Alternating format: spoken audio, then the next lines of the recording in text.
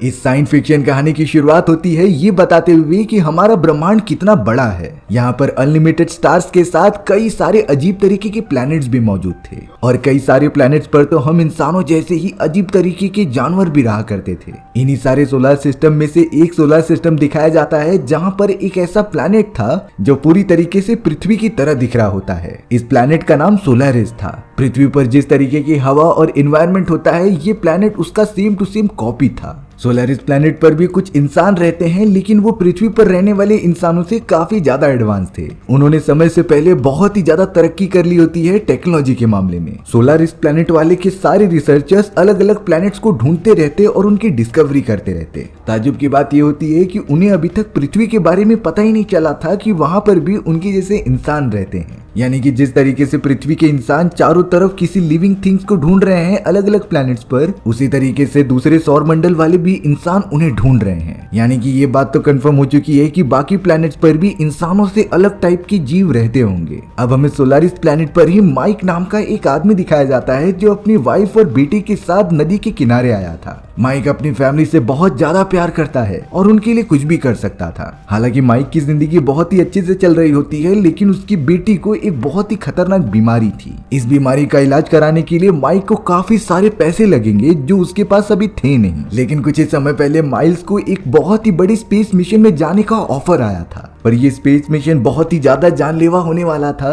क्योंकि यहाँ से वापस आने के चांसेस बहुत ही ज्यादा कम होते हैं। लेकिन सोलारिस प्लैनेट की वो प्राइवेट इंस्टीट्यूट सारे एस्ट्रोनॉट्स को काफी सारे पैसे प्रोवाइड कर रही थी और माइल्स को तो पैसों की जरूरत थी, इसीलिए उसने इस मिशन के लिए हाँ कर दी होती है। दरअसल इस मिशन के अंदर सोलारिस प्लैनेट वाले दूर कहीं प्लैनेट पर जाकर वहाँ पर रिसर्च करना चाहते थे और वहाँ पर एक नई बस्ती बसाना चाहते थे। लगभग इस मिशन में 2 साल से ऊपर का समय लगने वाला था, पर माइल्स को किसी भी तरीके से अपनी बेटी की जान जो बचानी थी इसीलिए उसने बिना कुछ सोचे समझे इस मिशन के लिए इनरोल कर दिया। माइल्स की बेटी कहती है कि मुझे आप पर पूरा भरोसा है कि आप लौट कर जरूर आओगे। माइल्स अपनी बेटी को मिशन पर जाने से पहले गले लगा लेता है। अब यहाँ सारी चीजें एकदम से सेटल होने के बाद सारे एस्ट्रोनॉट्स की स्पेसशिप तैयार कर दी गई थी मिशन पर जाने के लिए। माइल्स भी उन सभी में शामिल हो जाता है जिसके बाद उनकी एक बहुत ही बड़ी स्पेसशिप टारगेटेड प्लैनेट की तरफ निकल पड़ी थी। सभी एस्ट्रोनॉट्स अपने अपने स्लीपिंग चैम्बर में सो गए होते हैं क्योंकि उन्हें अपनी उम्र उतनी ज्यादा नहीं बढ़ानी थी। दरअसल ये एक ऐसा कॉन्सेप्ट होता है जब कोई भी एस्ट्रोनॉट स्लीपिंग चैम्बर में जाएगा तो वो समय के साथ बढ़ने वाली उम्र को वहीं पर रोक देता था। इसका मतलब ये हुआ कि जो भी एस्ट्रोनॉट जिस उम्र में अपने मिशन को स्टार्ट कर रहा है वो कई साल बाद टारगेटेड प्लैनेट पर पहुंचने के बाद भी उतनी ही उम्र का होगा। उनकी स्पेसशिप तो अब ऑटो पायलट मोड पर चली गई थी। अब धीरे धीरे ट्रेवल करते हुए उनकी स्पेसशिप को 1 साल के ऊपर का समय बीत जाता है। उनकी स्पेसशिप तो तय किए गए प्लैनेट की तरफ पहुंचने ही वाली थी लेकिन उनके रास्ते में बहुत सारे एस्टेरॉइड्स का झुंड आने लग जाता है। छोटे छोटे एस्टेरॉइड जैसे ही स्पेसशिप से टकराने लगे तभी वहां वाइब्रेशन स्टार्ट हो गए थे। इस वाइब्रेशन को देखकर माइल्स उठ जाता है और तुरंत ही कंट्रोल सिस्टम में आ जाता है। उसने देखा कि स्पेसशिप बहुत सारे एस्टेरॉइड के बीच में फंस चुकी है और अब यहाँ से पीछे जाने का कोई रास्ता ही नहीं था। हालांकि वो अपने एस्ट्रोनॉट साथियों को जगाना चाहता था लेकिन वो सब अपने अपने स्लीपिंग चैम्बर्स में कई सालों से सो रहे होते हैं। अगर अचानक उन्हें अपने स्लीपिंग चैम्बर में से उठाया गया तो उनकी सेहत पर बहुत ही बुरा असर पड़ सकता था। कई लोगों की तो जानें भी चली गई थी। लेकिन अब बड़े बड़े एस्टेरॉइड स्पेसशिप से टकराने की वजह से कई सारे सिस्टम्स खराब हो जाते हैं। माइल्स अकेला स्पेसशिप को बचाने के लिए कुछ नहीं कर पा रहा था, इसीलिए अब उसने कंडीशन को देखते हुए ये डिसीजन लिया कि वो अपनी स्पेसशिप को पास ही वाले प्लैनेट पर लैंड करा देगा। एटलीस्ट उनकी स्पेसशिप डिस्ट्रॉय होने से तो बच जाएगी। माइल्स तुरंत ही अपनी स्पेसशिप को अनजान प्लैनेट की तरफ मोड़ लेता है और वहां के एनवायरनमेंट की तरफ बढ़ने लगता है। लेकिन स्पेसशिप के बहुत सारे इंजन्स और कंट्रोलिंग सेंटर्स तबाह हो चुके थे, इसीलिए वो ठीक से उन्हें कंट्रोल ही नहीं कर पाता। माइल्स की स्पेसशिप तो एक बहुत ही बड़े चट्टान के ऊपर आकर गिर जाती है। सबसे ज्यादा दुख की बात ये थी कि सारे के सारे स्लीपिंग चैम्बर्स डिस्ट्रॉय हो चुके हैं और उनके अंदर मौजूद जो भी एस्ट्रोनॉट्स थे वो भी मर चुके हैं। भले ही स्पेसशिप पूरी तरीके से तबाह हो गई लेकिन माइल्स अपने दोस्तों को देखने जा रहा था कि उनमें से कोई जिंदा भी बचा है कि नहीं। लेकिन माइल्स का लक उतना अच्छा नहीं था क्योंकि उसके अलावा स्पेसशिप पर और कोई भी जिंदा ही नहीं बचा। इस बात का उसे सच में बहुत ज्यादा दुख होता है। लेकिन अब तो माइल्स की स्पेसशिप भी पूरी तरीके से डिस्ट्रॉय हो चुकी है, यानी कि वो इस प्लैनेट पर अब फंस चुका है। पर इस प्लैनेट के एनवायरनमेंट में वो आराम से सांस ले पा रहा था। यहाँ पर उनके ही प्लैनेट की तरह काफी सारी नदियां और पेड़ पौधे और लैंड होते हैं। लेकिन माइल्स को तो इस प्लैनेट के बारे में बिल्कुल भी जानकारी ही नहीं थी कि ये कितना खतरनाक है। दरअसल ये प्लेनेट और कोई नहीं बल्कि हमारी पृथ्वी होती है, जो कई 100 साल पहले की है। ये वो समय था जब डायनासोर और कई तरह के अजीब क्रिएचर्स हमारी पृथ्वी पर रहा करते थे। यानी कि माइल्स खतरनाक जानवरों और डायनासोर से घिरा हुआ है। उसे ये बात तो समझ में आ गई थी, इसीलिए वो स्पेसशिप में जाकर सारी इंफॉर्मेशन अपने बेस को भेज रहा होता है। हेडक्वार्टर में उसने मेंशन कर दिया था कि रेस्क्यू टीम जल्द से जल्द यहाँ भेजी जाए, क्योंकि उनकी स्पेसशिप क्रैश हो चुकी है। साथ ही साथ उसने स्लीपिंग चैम्बर में मौजूद अपने सारे साथियों के बारे में भी बताया कि उनमें से कोई नहीं बचा। तभी माइल्स को याद आता है कि उनकी मेन स्पेसशिप में 2 छोटी छोटी स्पेसशिप मौजूद थी, जो इमरजेंसी के वक्त काम आने वाली होती हैं। लेकिन लैंडिंग होते समय उनकी दोनों स्पेसशिप कहीं दूर जाकर इसी प्लेनेट पर गिर गईं। माइल्स के पास और कोई रास्ता नहीं था उन दोनों छोटी स्पेसशिप को ढूंढकर यहाँ से बाहर निकलने का, इसीलिए वो चल पड़ता है उन छोटी स्पेसशिप को ढूंढने के लिए। हालांकि माइल्स को कोई भी रास्ता दिखाई नहीं दे रहा था कि उसे कहाँ जाना है। वो तो सिर्फ थोड़ी सी होप लिए चलता जा रहा था। कई दिनों तक माइल्स को इसी तरीके से हो जाते हैं, लेकिन उससे कुछ मिला नहीं होता। एक समय पर तो उसने सोचा कि बाहर निकलने का कोई रास्ता नहीं है तो वो अपने आप को जान से मार दे। लेकिन तभी माइल्स को अपनी बेटी का ख्याल आता है कि उसे किसी भी तरीके से अपनी बेटी की बीमारी ठीक करनी है, और वो ये सारे मिशन कंप्लीट करके अपनी फैमिली के पास वापस लौटकर एक नॉर्मल जिंदगी जिएगा। यही सारी चीजें माइल्स को मोटिवेशन प्रोवाइड करती हैं। पर अब अचानक माइल्स को मैसेज मिलने लगे थे कि बहुत सारे स्लीपिंग चैम्बर्स के अंदर से एक स्लीपिंग चैम्बर के अंदर मौजूद एस्ट्रोनॉट अभी भी जिंदा है। इसीलिए माइल्स तुरंत ही यू टर्न मारते हुए अपने उन सारे स्लीपिंग चैम्बर के पास पहुंच गया था। माइल्स तुरंत ही उन स्लीपिंग चैम्बर्स को ओपन करने लग जाता है, जिसमें से उसे सिग्नल्स मिल रहे थे। जैसे उसने स्लीपिंग चैम्बर ओपन किया तो उसके अंदर एक लड़की मौजूद थी जो उसके बेटे की उम्र की होती है। माइल्स तुरंत ही उस लड़की को अपने स्पेसशिप में लेकर आ गया और थोड़ा आराम करने के लिए दिया। थोड़ी देर बाद वो लड़की होश में भी आ जाती है। माइल्स तो उससे पूछ रहा था कि आखिर तुम यहाँ पर कैसे आई और तुम्हारे पेरेंट्स कहाँ पर हैं। हालांकि वो लड़की समझा तो पा रही थी, लेकिन वो किसी दूसरे लैंग्वेज में बात कर रही होती है, और ये लैंग्वेज माइल्स को बिल्कुल भी समझ में नहीं आ रही थी। उसने जब स्लीपिंग चैम्बर के अंदर मौजूद सारे डिटेल्स को चेक किया तब पता चला कि इस लड़की का नाम केटी है, जिसे कि इस मिशन पर जस्ट ट्रायल के लिए भेजा गया था। अब एक रात वो दोनों स्पेसशिप के अंदर ही गुजारते हैं। माइल्स तो अगले दिन सुबह होते ही प्लेनेट की छानबीन करने चला गया था कि यहाँ पर और क्या मौजूद है। साथ ही साथ वो छोटी स्पेसशिप को भी ढूंढ रहा होता है, जिसकी मदद से वो यहाँ से बाहर निकल पाएंगे। माइल्स के पास एक एडवांस मशीन थी, जिसकी वजह से वो किसी भी चीज की लोकेशन का पता लगा सकता था। उसकी मदद से वो ये आइडेंटिफाई करता है कि आखिर उनकी छोटी सी स्पेसशिप कितनी दूर है। थोड़ी देर बाद सर्चिंग के रिजल्ट आते हैं कि वो छोटी सी स्पेसशिप यहाँ से 20 किलोमीटर की दूरी पर है, लेकिन रास्ते में तो कई सारे वॉल्केनोज मौजूद थे जो फट रहे होते हैं। अब माइल्स जैसे ही उस जगह की थोड़ी इन्वेस्टिगेशन करने के लिए आगे बढ़ा, तभी अचानक उसके ऊपर एक छोटा सा डायनासोर का बच्चा हमला कर देता है। वो तो उसके गले को काटने वाला था, लेकिन माइल्स ने अपने दोनों हाथों से उसे पकड़ लिया। उस डायनासोर के बच्चे के दांत और पंजे काफी ज्यादा नुकीले होते हैं, जो किसी इंसान की बॉडी को काट दे। लेकिन माइल्स किसी भी तरीके से बचते हुए अपनी इलेक्ट्रिक गन उठा लेता है और लगातार उसी से ही डायनासोर के बच्चे को मारने लगता है। थोड़ी देर के अंदर ही उसने बच्चे को मारकर खत्म कर दिया था और सीधा भागता हुआ केटी के पास आ गया और कहा कि हमें यहाँ पर ज्यादा देर तक नहीं रुकना चाहिए, क्योंकि ये जगह खतरों से खाली नहीं है। वो दोनों अब साथ में आगे बढ़ने लगे, जिनका मकसद था कि छोटी वाली स्पेसशिप को किसी भी तरीके से ढूंढना। माइल्स केटी को समझा रहा था कि ये जगह बहुत ही ज्यादा खतरनाक है, इसीलिए हमें माउंटेन पर पहुंचना ही होगा। दरअसल माउंटेन की उस तरफ ही छोटी सी स्पेसशिप मौजूद थी, जिसे कि माइल्स ढूंढ रहा था। लेकिन केटी कहती है कि मैं इस तरीके से अपने मॉम एंड डैड को छोड़कर नहीं जा सकती, क्योंकि वो भी मेरे साथ इन स्लीपिंग चैम्बर्स में आए हुए थे। लेकिन ये बात तो सिर्फ माइल्स को ही पता होती है कि स्लीपिंग चैम्बर में जितने भी लोग थे वो मारे जा चुके हैं, और शायद केटी के मॉम एंड डैड भी अब तक मर चुके होंगे। पर माइल्स ने बड़ी सावधानी से काम लिया। उसने केटी को ये झूठ बोल दिया होता है कि तुम्हारे दोनों मॉम एंड डैड उस पहाड़ के पीछे मौजूद है, और अगर तुम मेरे साथ चलोगी तो मैं तुम्हारे मॉम एंड डैड से मिलवा दूंगा। इस बात से केटी थोड़ी देर बाद रेडी हो जाती है। वो दोनों तो अब प्लान बनाकर निकल पड़े थे कि उन्हें किस डायरेक्शन में जाना है। रास्ते में जैसे ही जंगल की तरफ बढ़ते जा रहे थे, उन्हें कई टाइप की अजीब तरीके के डायनासोर्स मिलते हैं। इनमें से कई डायनासोर्स तो छोटे थे और साइज में काफी बड़े थे। कुछ ऐसे भी डायनासोर्स होते हैं जो हवा में उड़कर भी हमला कर रहे थे। अच्छी बात तो ये थी कि माइल्स के पास अपनी इलेक्ट्रिक गन होती है, जिसकी मदद से वो अपनी और किटी की प्रोटेक्शन करते हुए आगे बढ़ रहा था। रास्ते में कई सारे ऐसे खौफनाक डायनासोर्स थे जो उनके ऊपर हमला करने की कोशिश करते हैं, पर माइल्स ने अपनी इलेक्ट्रिक गन की मदद से उन्हें जान से मार दिया। माइल्स को सबसे ज्यादा डर लग रहा था उन उड़ने वाले डायनासोर से, जो अगर उन्हें एक बार पकड़ लेंगे तो ऊंचाई से नीचे फेंककर जान से मार सकते थे, इसीलिए माइल्स की नजर ऊपर की तरफ थी। अब माइल्स अपनी इलेक्ट्रिक गन से लगातार सामने आने वाले सारे डायनासोर्स को मारते हुए आगे बढ़ रहा था। कुछ ही दूरी पर उन दोनों को एक झरना दिखाई देता है जहाँ पर वो दोनों पानी पीने के लिए रुक गए थे।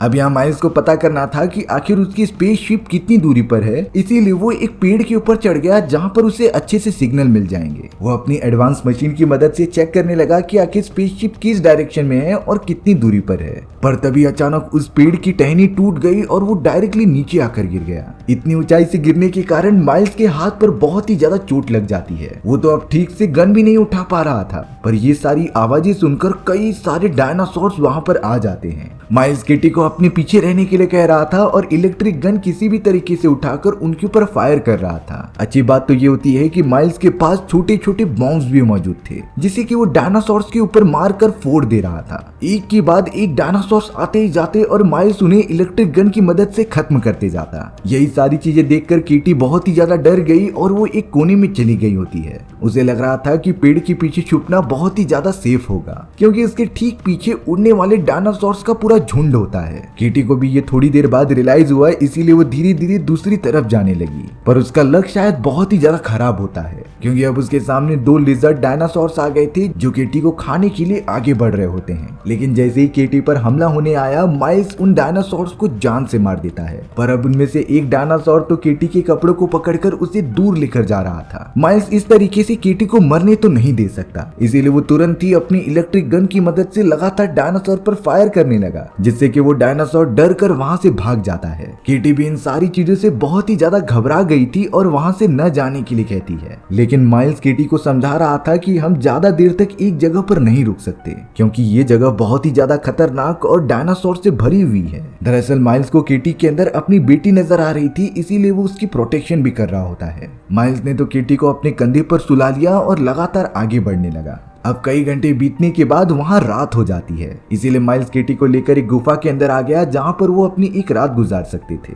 माइल्स के पास जो जो गैजेट्स होते हैं वो उसे पूरी तरीके से यूज कर रहा था, लेकिन भले ही वो गुफा में मौजूद हैं पर उन्हें चौकन्ना तो रहना ही पड़ेगा, इसीलिए माइल्स पूरी रात सोता ही नहीं। माइल्स तो अपने डिवाइस की मदद से इस पूरे प्लेनेट के स्ट्रक्चर्स को स्टडी कर रहा था, साथ ही साथ वो अपनी स्पेसशिप की लोकेशन को भी ट्रैक करता है। पर अचानक माइल्स को कुछ अजीब सी चीज दिखी। दरअसल वो शॉक तब हो जाता है जब उसे पता चला कि इस प्लेनेट पर वही सारे एस्टेरॉइड्स आ रहे हैं जिससे कि उनकी स्पेसशिप टकरा कर यहाँ गिरी थी। और अगर इतने बड़े बड़े एस्टेरॉइड बड़ी मात्रा में पृथ्वी पर गिरेंगे तो डायनासोर्स और जानवरों का पूरी तरीके से खात्मा हो जाएगा। दरअसल ये सब वही मोमेंट था जब पृथ्वी पर एस्टेरॉइड गिरने की वजह से डायनासोर की पूरी सभ्यता ही खत्म हो गई। माइल्स को ये बात पता थी पर वो किटी को कुछ नहीं बताता। अब सुबह होने पर जब वो दोनों वहां से जाने लगते हैं तभी अचानक उस गुफा के अंदर एक बहुत ही बड़ा डायनासोर आ गया था। वो डायनासोर तो उन दोनों को खाने की कोशिश बहुत करता है, पर माइल्स उसे गोली मारते हुए गुफा के और अंदर चला गया था। अंदर जाते ही उन्हें पता चला कि वहां पर तो एक छोटी सी सुरंग मौजूद है, लेकिन उसकी चौड़ाई बहुत ही ज्यादा कम थी। माइल्स को पता था कि यहाँ से बाहर जाने का रास्ता तो बंद हो चुका है, इसीलिए उन्हें यही दूसरा रास्ता पता करना पड़ेगा। माइल्स तुरंत ही एक छोटे से बॉम्ब की मदद से वहां पर एक ब्लास्ट कर देता है, जिससे कि वो गुफा बड़ी हो गई थी। वो किसी भी तरीके से सबसे पहले किटी को अंदर भेजता है जिससे कि वो दूसरी तरफ चली जाए। माइल्स भी बड़ी मुश्किल से उस गुफा के अंदर घुसने की कोशिश कर रहा था, पर वो डायनासोर भी अंदर आ चुका होता है, जिससे कि माइल्स गन की मदद से लगातार फायर करता जा रहा था और एंड में माइल्स बड़े मुश्किलों के बाद गुफा से बाहर निकल ही जाता है। पर उसे तो कहीं भी किटी दिखाई नहीं दे रही थी। उसने जब आसमान की तरफ नोटिस किया तो कई सारे एस्टेरॉइड्स प्लैनेट की एनवायरनमेंट में घुस रहे थे, यानी कि वो मोमेंट आ चुका है जब कुछ ही घंटों में ये सारे एस्टेरॉइड्स पृथ्वी पर टकरा जाएंगे और सारे डायनासोर्स का खात्मा हो जाएगा। माइल्स तो सबसे पहले घबराते हुए किटी को ढूंढने लगा।